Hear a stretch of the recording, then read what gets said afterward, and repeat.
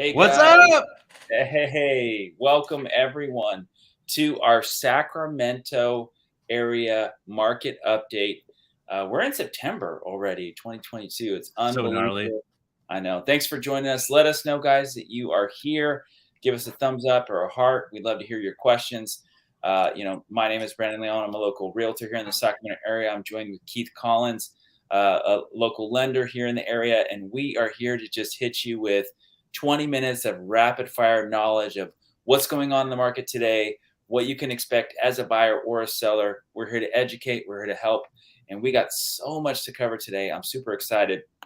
There's a lot here, but I'm going to jump right into it. Here are some of the things we're going to talk about today. We're going to talk about the Federal Reserve raising rates tomorrow. We're going to talk about interest rates and where they're going to be heading come maybe middle of next year.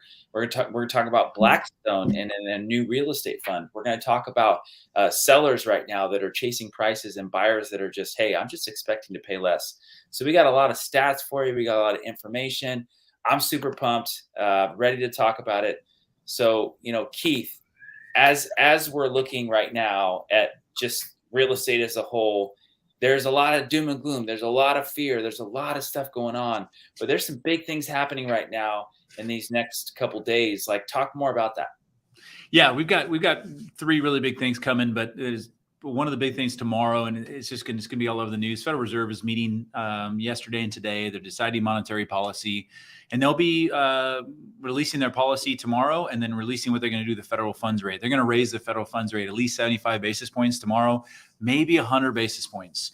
So, we get this all the time when this happens. Did mortgage rates just go up? No, not necessarily. What the federal funds rate is it's a rate at which banks exchange money to each other overnight. And it really primarily affects things like auto loans, credit cards, home equity lines of credit. So, home equity line of credit interest rates are going to go up. Those could be upwards of 10%. Credit card interest rates can go up. Auto loans can go up from this, but it doesn't necessarily have a direct impact to 30-year fixed interest rates. It's a question we get all the time because this is something that's highly publicized when they do it. So that's a big one. Know about that. The other thing that was interesting is last week, Fannie Mae, the average interest rate right now in America on a 30-year fixed loan is about 6%. So that's almost 3% higher than 3.5%, depending on where you were. If you time the market perfect when we get some refinances about a year and a half ago, it's a massive increase in interest rates. Fannie Mae came out last week and they're predicting 4.5% interest rates mid-year next year. I think that's massive. I think that's a massive, massive opportunity. And we can dive into that further for home buyers today. And I would love to kind of get into that. Well, Keith, real quick, I mean, when is the last time you saw a 4.5% interest rate? A 4.5% interest rate? Well, it's honestly not that far. It's not that long ago. I mean, it's probably my point. Yeah. It's probably 5 months ago, 6 months ago. Exactly. And so look at everything that's happened in the last 5-6 months and look at how much new information that people have, whether good or bad. And it's like people forgot that was just 6 months ago, 4.5% interest rate. And the market was screaming at that point. And so, what happens when you imagine having a 4.5% interest rate?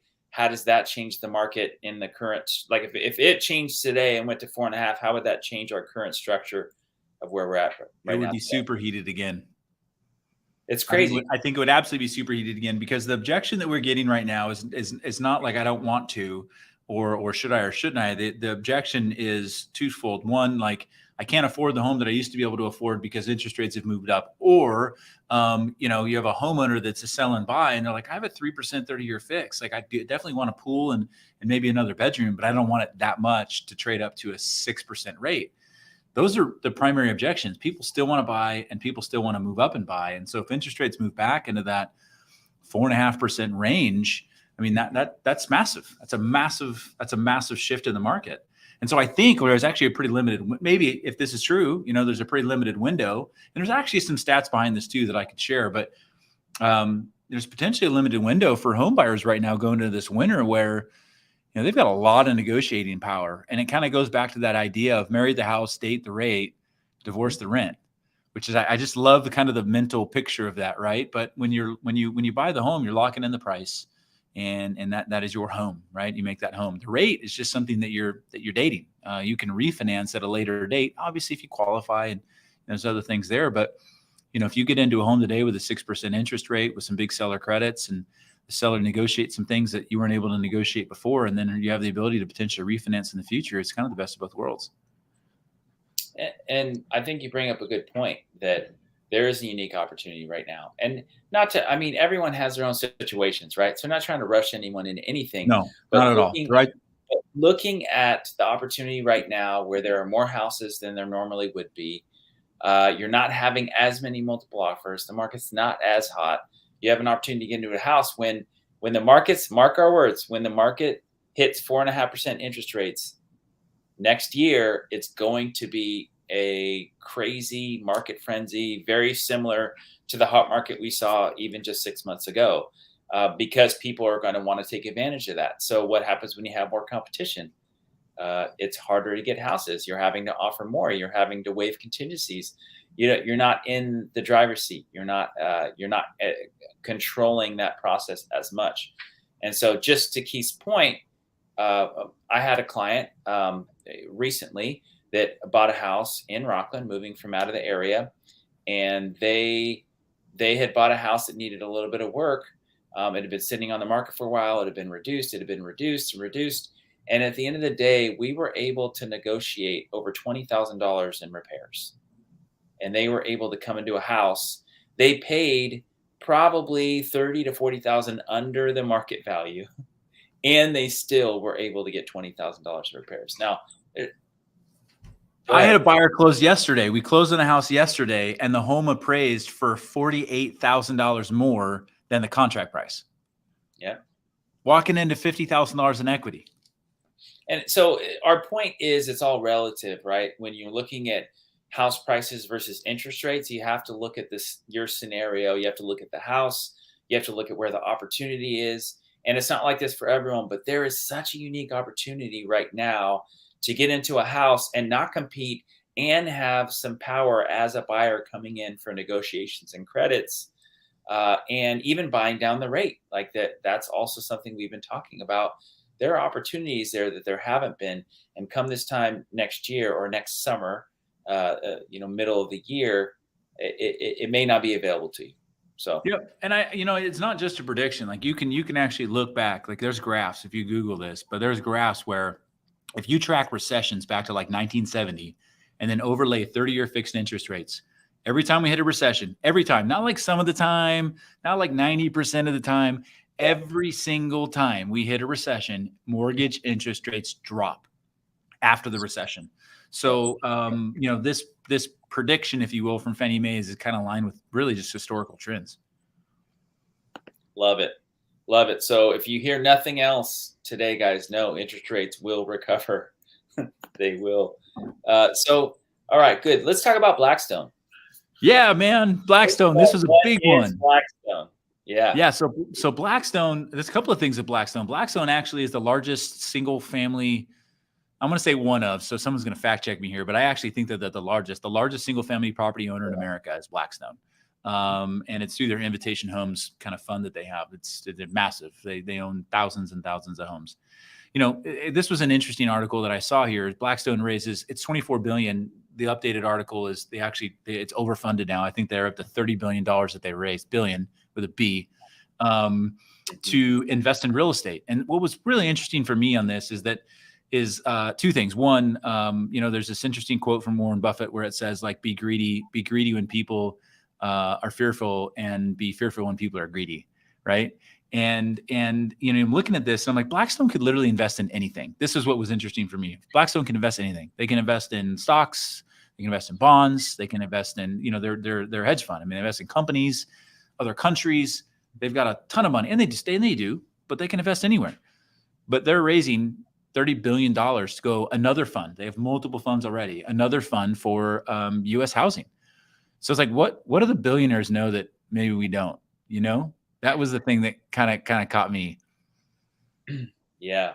I remember in 2011, my wife and I were trying to buy our first home, and I think we had written, now there's short sales. It was the lowest end of the part of the market, and I think that we had written our 27th offer was the one that Jeez, got accepted. We wrote 27 offers, so wild.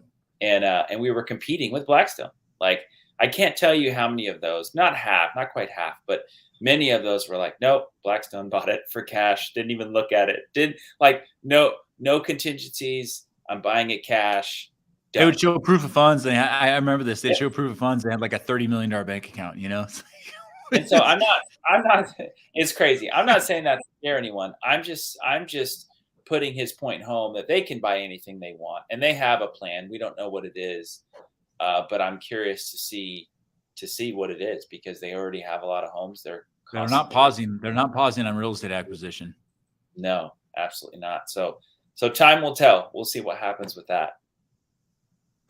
Crazy. All right. So hey, let's jump into some stats here. That's kind of just a couple hot takes on some stuff going on right now. So as I have this really funny picture that Ryan Lundquist put up of Derek, if you can get that up, of a sellers This is chasing this is market. this is funny. This is funny. It is. Look at that. Sellers chasing prices. I'm like, could you imagine if that was your kid? It's like the most epic picture of all time. But uh, you know, when you really think about it, and I have these conversations every day with sellers, right? And sellers see a house that sold 3, 4, 5, 6 months ago, and they are fixed on that price. And the conversation we're having is, my house is better than that house because of X, Y, Z.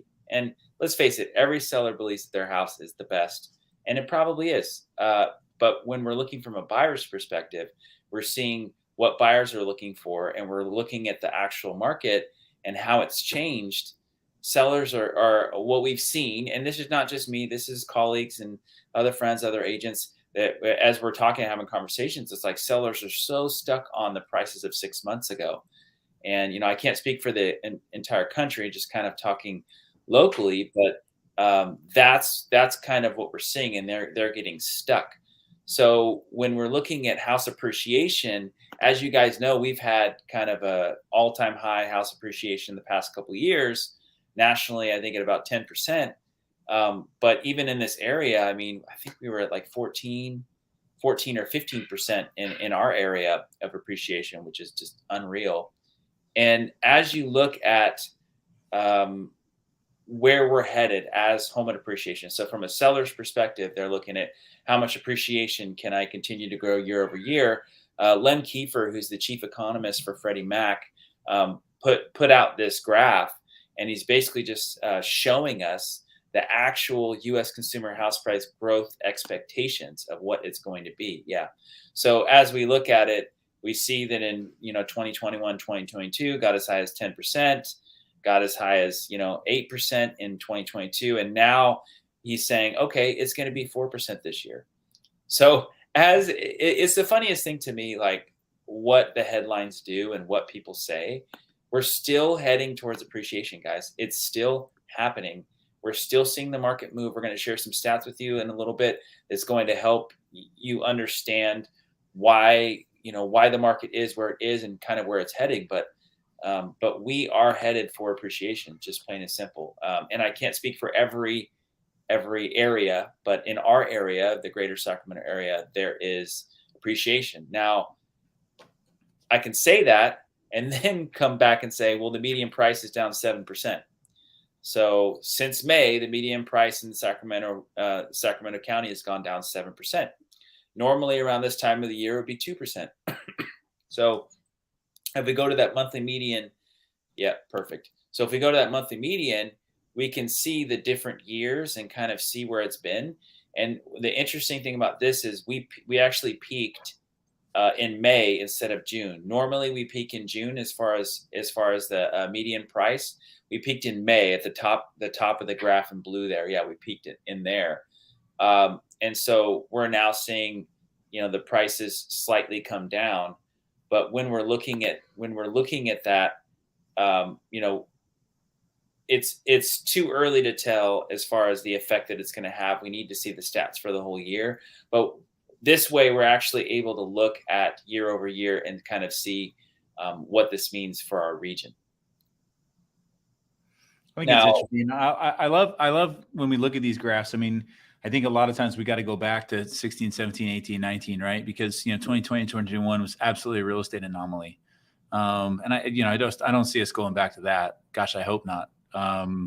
But like we have such short-term memories. And so that is a very, like, that is not normal. It's not something to be expected. That was induced by other things. When we look at historical trends, we almost have to just pull that out and look at 16, 17, 18 and be like, okay, and 19, like what traditionally happens during this time of year? yeah, Is that a you take trend? out Is it on trend? Is it a trend, or is of this course. something completely unique that we've never seen before? Yep. And if you guys are looking at this graph, I mean, you have the light blue and the orange line. You take those out, you're right. It's completely solid, consistent. We're still way, way above what those numbers were. And we're headed downward, but we have to see, is it a trend, or is it, is it just a downward cycle, right?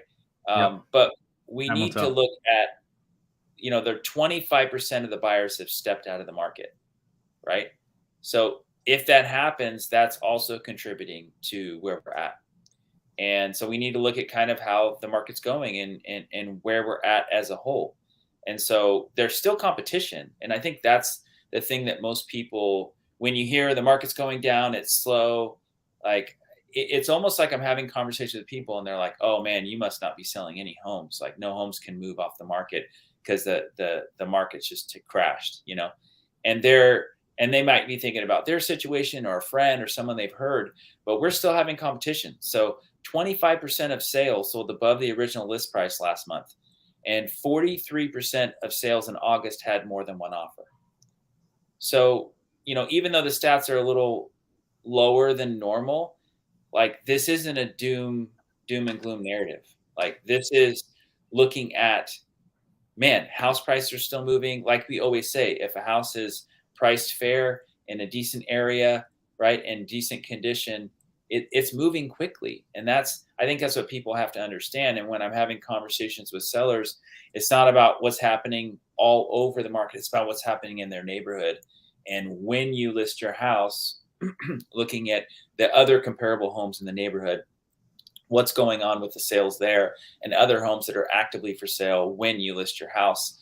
I think that is more important than it ever has been, just because every neighborhood can be slightly different and have different things going on that can affect the price of that neighborhood or the likelihood of houses selling quickly. So next, kind of what I want Keith to talk about a little bit is about the affordability and how that's changed. Yeah. And go ahead. Yeah, affordability. I mean, affordability has gone down a lot in the greater Sacramento market, and really, I think probably just across the United States, as we've seen, obviously home prices go up, but we've also seen mortgage rates go up, and that's the biggest contributor. I mean, mortgage interest rates have basically doubled. I mean, we're the national average right now is plus 6%, and we were for surely under 3%. This year, right? But just early on this year. So it's changed drastically. And so if you think about that, I mean, that's a massive increase. And so this is something that Redfin came out with. It's home buyer mortgage payments are up 37% year over year. It's a massive affordability issue. And if you look at it even from the Sacramento County, I think it's something like only 25% of the homeowners, 25% of the median, 25% of the median can afford the median. And so it's definitely something that we got to take a look at, because it's going to have some sort of an impact for sure, and potentially at a price. I think there's opportunities now, though, in this market to make homes more affordable that we weren't seeing before, where we have the ability to get credits from the seller now to permanently buy the interest rates down, or do what's called a 2-1 buy down. A 2-1 buy down is you actually can buy the interest rate down 2% the first year, 1% the second year, and then it goes back to that note rate. We did one for a client last week, and it was like about a $500,000 purchase. They were saving almost $700 a month off their payment with a 2-1 buy down that was funded by the seller. So there's really cool opportunities in this market to try to bring affordability back when we have sellers that are more open to negotiating price and terms. Right. So let's dive into that just a little bit. Yeah. You talked about the 2-1 buy down. On average, what would something like that cost? Well, it's actually the difference in payment. It's an interesting thing. The mortgage lender actually holds that difference and almost subsidizes the payment every month for those first 2 years. But on a $500,000 home, let's call it like 10 grand. If you can negotiate roughly a 2%, 2.25% seller credit, that should fund the full buy down or the full 2-1 buy down, a 2% to 2.25% seller credit. Yeah. Beautiful. So you're doing a $500,000 home, you get a $10,000 credit, and you're at a 6% interest rate. We can get you back to a 4% rate for the first year, 5% for the second, and then it goes back up to that 6% interest rate in the third year. But it's massive savings in the first 2 years.